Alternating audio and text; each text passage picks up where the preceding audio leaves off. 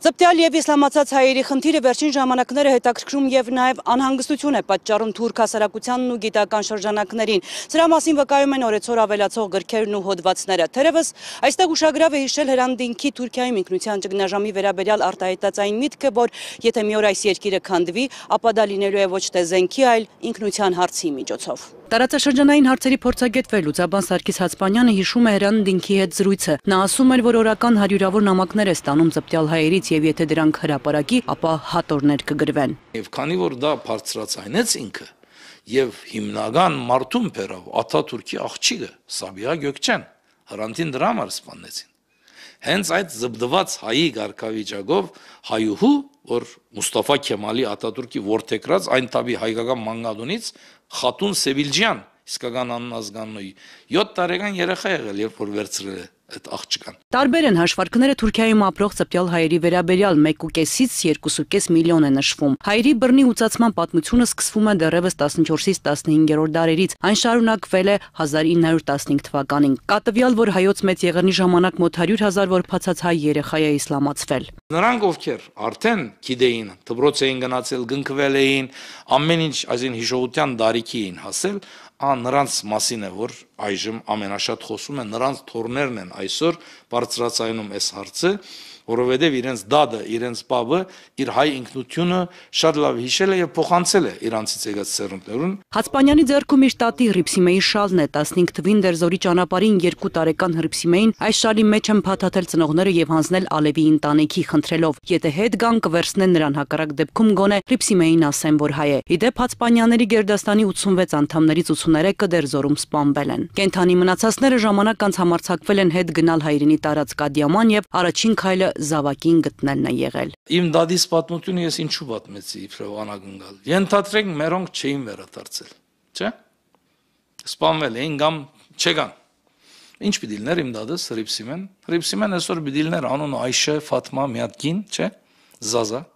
Ամուսնացած պիտի լիներ ինչ որ քուրդի, թուրքի, աստված գիտում հետ։ Երեխաներ պիտի ունենար, ձորեր պիտի ունենար, բայց նրանք Սարգիս չի պիտի լինեին։ Ճիշտ է։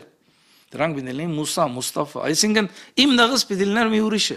Այդ գիտեք իմ դղս ինչ կան ուրիշներ կան։ Գայանե Աքուշը արմատներով Դերսիմահայ է։ Դերսիմը պատմական Հայաստանի տարածք է, որը գտնվում է Թուրքիայում։ Պատմում է, հայրը մինչև 18 տարեկանը գիտեր, թե քուրդ է, սակայն մայրը նրան մի օր ասել է իր հայ լինելու մասին։ Իմ տատիկը իրան ասել է, որ հայ են, բայց չպիտի ինքը այդ հայությունը ցույց տա, ասի, ինքը քրդի պես, ավելի շատ թուրքի պես պիտի ապրի։ Դրա համար ինքը զազայերեն է խոսում եւ թուրքերեն։ Ինքը հայերեն չի գիտի։ Հետո որ եկել է Ստամբուլ, դե ծանոթ ասել է մամայիս հետ, մամայիս վիճակն էլ էր այդքան լավ չի, որովհետեւ իմ մամայի մաման շատ վախկոտ էր, այսինքն ինքը չէր ուզում, որ ոչ ոք իմանա ու իրանք ավելի շուտ են գնացել Ստամբուլ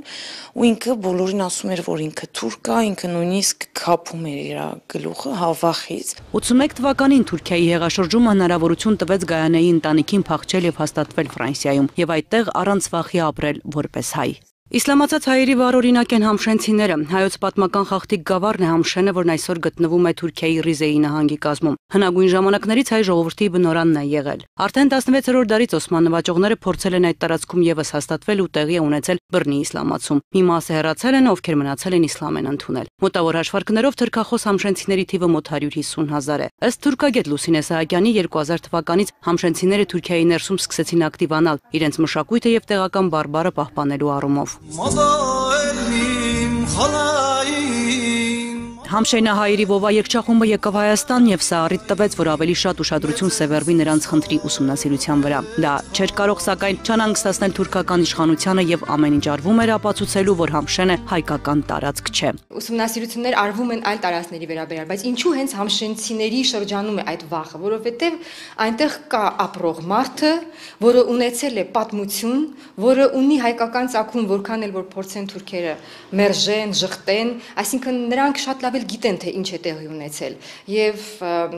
պատճառը նաեւ սա է որ այնտեղ մարդկային գործոնը կա եւ նրանք վախենում են որ Հայաստանի հետ հայերի հետ կսկսեն ավելի ջերմ հարաբերություններ Թուրքիայում ծպտված Կամբռնի իսլամացած հայերին պետք է թողնել հանգիստ Լուսինե Սահակյանի կարծիքով այն իսլամացած հայը որն ուզում է դարձի գալ կանի այդ քայլը մենք պետք է գրքեր գրենք ու փոխանցենք նրանց փորձենք նաեւ կապեր ստեղծել ինչպես Սարգիս Հացպանյանն է նշում նույնիսկ 1 մետր այդտեղից նրանց հեռանալը ոչ հայանպաստ քայլ կլինի դա նրանց բննորանն է նրանք պետք է մնան այնտեղ Տիգրանուհի Մկրտչյան Արսեն Կարապետյան Ազդարար